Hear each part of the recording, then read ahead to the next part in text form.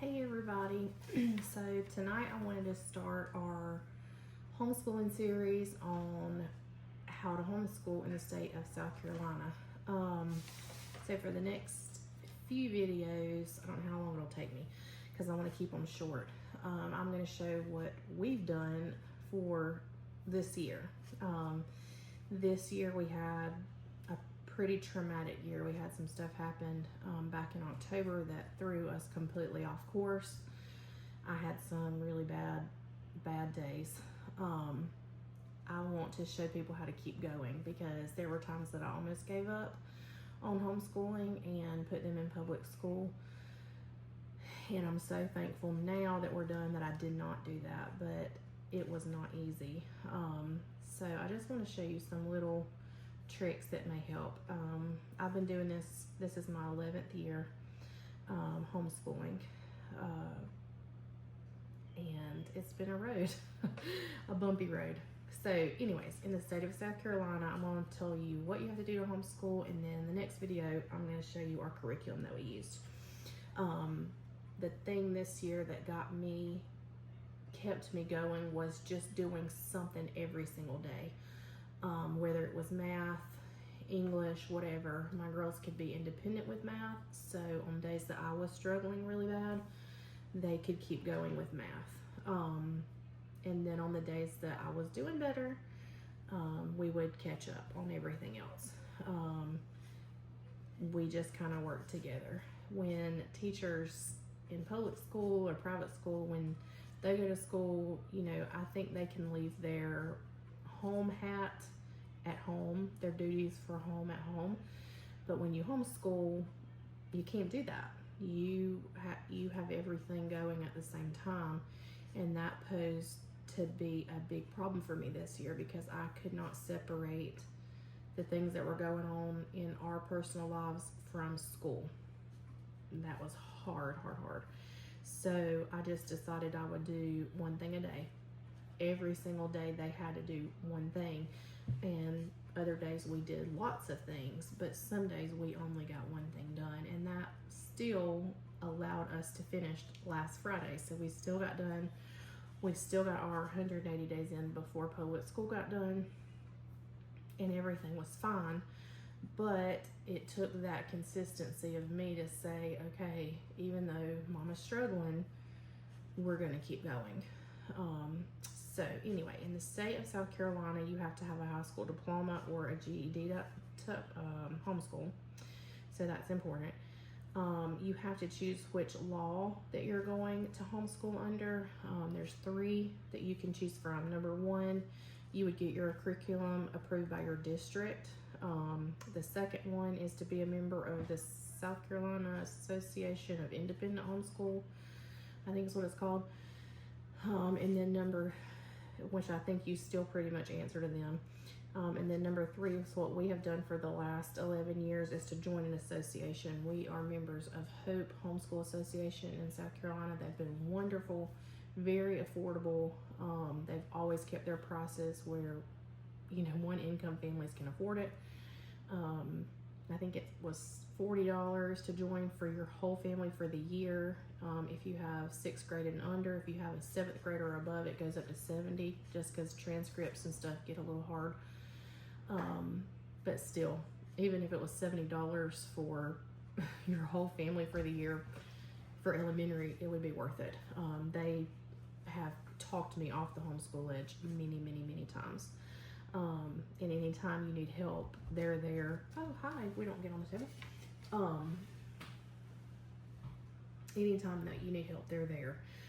So it's worth every single penny. They deserve to get paid more. So we homeschool under option 3. You have to commit to do 180 days of instruction in reading, writing, science, math, social studies. And then when they get to 7th grade, you have to do composition and literature added to that. So you have to do 180 days of all those subjects. That can seem daunting at first. In August, it always looks like, oh, we're never going to get done, but we always get done. I personally make my children do our whole curriculum because curriculum's not cheap and we need to get our money's worth out of it. So we always try to finish it. Even this year was my hardest year homeschooling out of 11 years. Seriously couldn't make it some days, and we still did our whole curriculum. My kids know that. They don't buck that with me. They know that we have to do it and we get it done.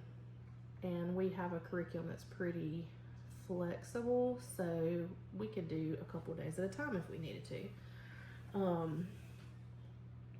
The next thing you have to do is keep records. So this is my record book. It's kind of raggedy. We keep attendance in here. So each of my kids have one of these sheets. I printed this off from the Hope website. They provide all the sheets that you need to just print them off. So you write your student's name, the year, and then at the end you write how many days they've done. So we started August 12th. We finished May the 2nd. So every day that you do school, you put a check mark, and that's your attendance. And each of your kids need one of these. So I printed 4 of these, and we have 4 of these done. I keep our association letters in here just in case if we're ever questioned. This shows that we are legal to homeschool. And it has Hope's phone number and all that on there. But I can text them because sometimes I need extra help. I keep that in here. Okay, so the next thing is keeping a planner of what your kids do. When I first started, I kept a fancy planner with color-coded tabs, and it was perfect, and I loved it. But the more kids that we had, the harder it got to keep up with that. So our curriculum has your planner already done. So I just ripped these out. I put the date that we completed it and a check mark that they did it, that it was done. So this is my planner. I have these sheets for every single subject in this binder. So if I ever need to show anybody what my kids have done, I can say, okay, we did day 1, how many animals were on the ark on August the 12th. That was our first day of school. So on and so forth. That's what this whole book is. Check marks and dates of the day that we did stuff. So this is my planner. This is the holy grail that if you're ever questioned by social services, this is what you show them. The next thing is to keep a portfolio for each of your kids. I used to just pull little things out that we had done, artwork, math sheets, and put it into one binder, but over the years, I just stopped doing that, and so now we have each subject. I keep everything that they do. You don't have to do that. It's totally unnecessary, but I go ahead and pull all of my kids' sheets out because they don't like to work in a bound book. They like to have a binder. So I pull all those sheets out at the beginning of the year before we even start, and so they'll have all their English, their whole entire English book in a binder that they go through, and they do all the sheets for it. Science and social studies too. We do math online, so I print off some of their stuff and put it in a notebook for math just to show what they've done, and then at the end of the year I print off all their grades for math to show that they've completed the whole grade level of that math. So that's what you would call your portfolio, and that is what you would show anybody. I've never had to show that to anybody, but I have had friends that have had to show that because people thought they were not homeschooling their children and called social services, and so they've had to prove that they were actually homeschooling. So you need to keep up with your records. It's very important. It does not have to be a daunting task. It can be very simple, like we did math sheet 20 on August the 4th. Like, I mean, it can be that simple, but you have to show that you've done what they've done and then have your portfolio to prove what you've done.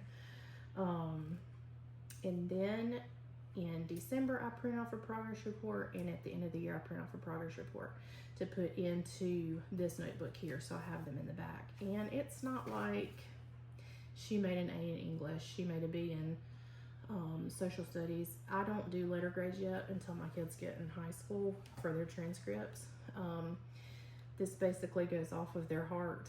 My good friend that runs Hope, she told me years ago, like, you can make a 100 on something, but if you did it with a bad heart, are you really learning what I'm trying to teach you? And that's stuck with me for 11 years. And if my kids do something, they can make 100 on it. But if they did it with a bad heart and a bad attitude, we redo it. Because I'm trying to reach their heart. I want to reach their mind. I want them to be smart. I want them to be book smart. I want them to go to college if they want to. But I want them to be good people. And ultimately, I want to reach their heart first. And so, I mean, we do have in math, if they make an 85 or below, they have to redo it. And they're just used to that. That's just my rule, because we don't move on if they have not mastered it. Especially in math and reading, because if you keep just going, and they haven't learned it, you're wasting your time.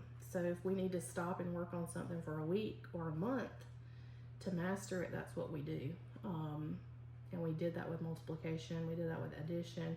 All of my kids have been different, but we've had to stop periodically and say, wait, we need to go back and redo this because we didn't learn this properly. And you just don't keep going, because that creates a snowball effect. And so that's your progress report. And that is about all that you're required to do besides do your schoolwork. And it's not that bad. Some days are hard. But for the most part, we've had a good year. I just wanted to give everybody a quick piece of advice. If you're struggling, if your kids are struggling in public school, homeschooling is a great option. It's a hard option and it's a huge commitment, but it's been a great commitment for us. It's worked for our family. I hope it will continue to work. But every year we reevaluate. We look at our kids, what they're doing, what their needs are, and then we make an educated decision about if we want to continue homeschooling or if we want to do something else, if we want to seek public school or, do a co-op. We've done co-ops and all kind of stuff. But that's on a year-by-year basis. I don't say that I'm going to homeschool them their whole entire education, their whole education. I don't know that. I do year to year. Sometimes I do day to day. And sometimes I threaten to call the public school and get them on the school bus. So, but most of the days we've done good. This has been a hard year, so I can assure you, if I can do it, anybody can do it. Next year we will have a 7th grader, a 6th grader, 2 kindergartners. That's going to be a challenge. And I'm already starting to mentally prepare for that. So, anyway, I hope this video gives you a little bit of information about how to homeschool in the state of South Carolina. And hope everybody has a good night. Keep going, mamas.